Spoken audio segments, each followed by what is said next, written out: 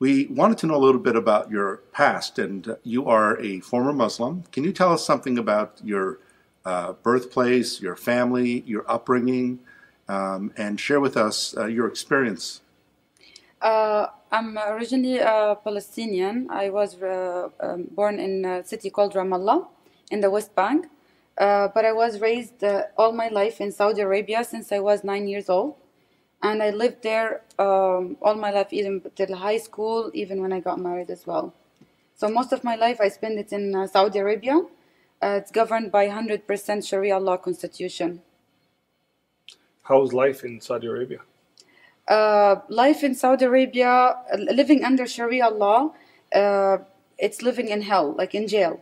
There's no freedom of speech, especially women. We don't have rights. We must cover with the hijab and niqab. They force us to cover our faces as well since we're young, as age of 10, 11 in schools. And women, they're second-class citizen. They've been treated like in home, in streets, in schools, as if we're not capable to take care of ourselves, and we're like lots of oppression for women there. And in general, it's man controlling. It's like wherever you see like all men controlling the whole, like men, they're allowed to drive, they're allowed to take position, like work-wise. Women are just allowed to work in school, like as a teacher or something. They're not allowed to have any kind of jobs. Not all jobs like they're allowed to do it. So basically, it's more controlling. So on March 8th, we celebrated Independent Women's Day. Yeah. Would something like that happen in Saudi Arabia, or be condoned by Islam? Of course not. There is nothing called Women's Day in Islamic countries or 100% Sharia law constitution because, again, they consider women as a second-class citizen. I didn't have ID. We don't have ID. We're not allowed to drive. We're not allowed to have our own personal bank account, or we're not allowed to have our own life. A woman must have a guardian over her life, either a father or a husband or a brother. He has a full control of her life, even her own personal paper or cell phone or anything. She is monitored 24/7 by a guardian, and I wasn't allowed to leave the house without permission of my dad or my brother. Otherwise, I'll be in a big trouble. And there's a lots of honor killing, like almost every day. Girls being killed or being tortured just because once they rebel against it or refuse, or they've been caught talking to a boy or anything, they could be killed. They can lose their life. Every day, it's in the news there. Yeah. And what about marriage? Were you married while you were in Saudi Arabia? Did you have a family? Yeah. My marriage, as I always say, I wasn't married for almost 5 years. I was raped for almost 5 years because my marriage was forced marriage. That's another thing that most women under 100% Constitution Sharia law, the marriage is by force or arranged marriage. The fact that I was rebelling against, I don't want to submit to Sharia law. I don't want to submit. Since I was teenage, I start to rebel against. I start to question Quran and the Constitution itself. So I was house arrest after I finished my high school in Jordan for about like almost 2 to 3 years until my dad forced me to marry someone in Saudi Arabia. So my marriage was in Saudi Arabia was by force because they said to me, it's either you marry or either you're gonna be house arrest until you die. So they end up forcing me into it. You have mentioned Sharia law a few times. What exactly is Sharia law?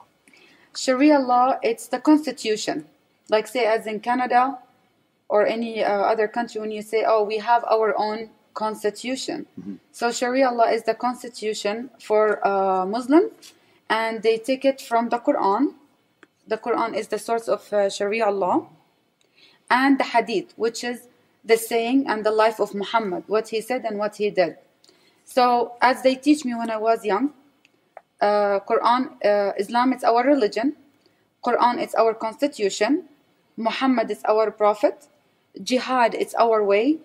Dying for Allah, it's our ultimate dream.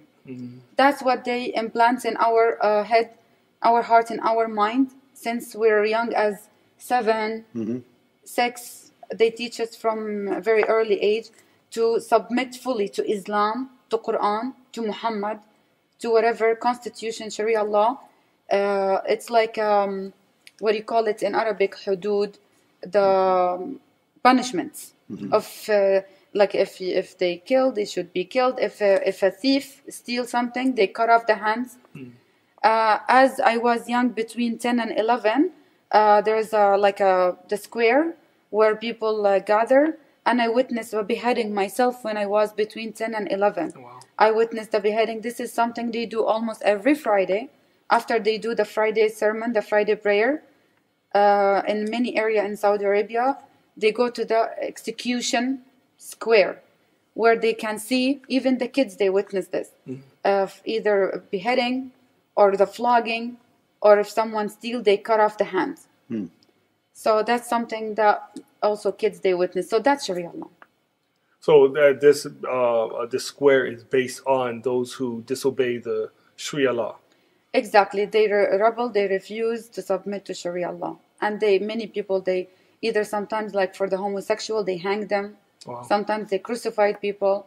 So many. And sometimes, we don't know exactly also what they do to them in jail, behind doors. And is polygamy an issue as well under Sharia law, that a man can have more than one wife? Yes, a man is allowed under Sharia law to have more than almost like 4 wives, and the hand possessed, which is the sex slave or the maid. Can you elaborate more on that? What do you mean by the sex slaves? Like at the time of Muhammad, when he used to go with his people, the follower, they will conquer and do jihad and take the 6 slave, the 6 captive.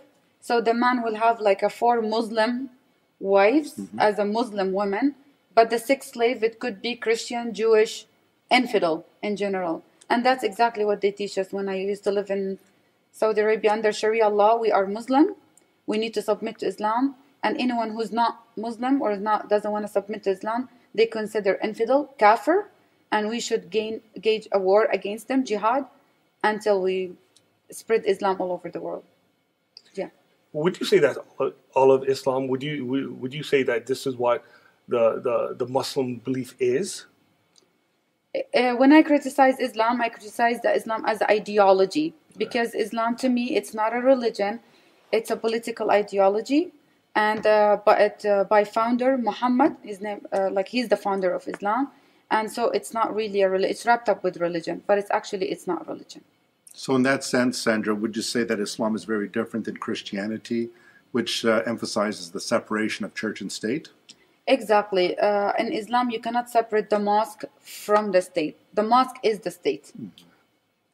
Yeah. And in terms of slavery, is slavery still existent in Saudi Arabia? Of course, it's still, but hidden. It's not like as obvious as what ISIS are doing now, taking all these captive and actually forcing the jizya on the Christian in Iraq and Syria, and they're taking the Christian people and slave them, especially the Christian women. They take them and they sell them. But in Saudi Arabia, there's no difference between Saudi Arabia and ISIS. It's the same. But the only difference is Saudi formed as a country, as they give it the coverage as a respectful country with the UN and all that stuff. But many things that ISIS are doing, exactly what we lived in Saudi Arabia. There's no difference. The Sharia law police all over the roads, all over the malls, all over the streets. Sharia law police, monitoring people. That's how's life in 100% Sharia law. Muslims are the Sharia police, monitoring. If women are not fully 100% covered, they might hit them with a stick. And they force people, even in the malls, they're forced to shut down the stores until the prayer finished, because the call for the prayer is five times a day, and they close the stores at the time of the prayer. No one can allow to sell and buy and all that. So it's fully control, 100% control. As I said, on the streets, in a mall, in a home, in school, it's everywhere. Sharia, everywhere, based in Islamic. And in school, most of the subjects are influenced by the Islamic teaching. We used to memorize Quran every day. We used to read Hadith, learn about Muhammad and what his conquest, what he did jihad, and how many people, how many cities he conquered, and what he did, and as well the Islamic history, and as well, you know, the what we learn as a Muslim. We need to be like fully submit to Islam and the da'wah and how to make da'wah and all that stuff. So when you say jizya, Jizya, yeah. What is that? Jizya is like a forced tax on captives, or the people. Let's say if the Muslim take over a city, the Christian, the Jews, whoever lived there, even anyone, infidels, it doesn't matter, like even Hindus, anyone who's not Muslim, they give them 3 options, and that's from the time of Muhammad till today. It's either to become a Muslim, or to pay jizya, or to be executed, or they're gonna kill you. So many people, they end up paying the jizya out of fear.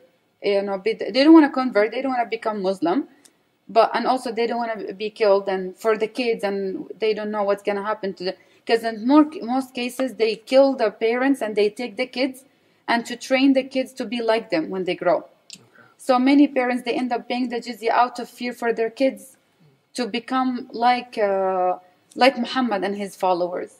So Muhammad, when he started it, the only one thing that he helped him to start all this and to be successful at it, when he got connected with a group called the Al-Sa'alik in Arabic, they're bandits and thugs. And when he collect these people and promised them more land and more women and more spoils, that's how he got started with the jihad and all the killing and all the calling anyone who's not submitting to him. And the Quran is kafir and should be killed.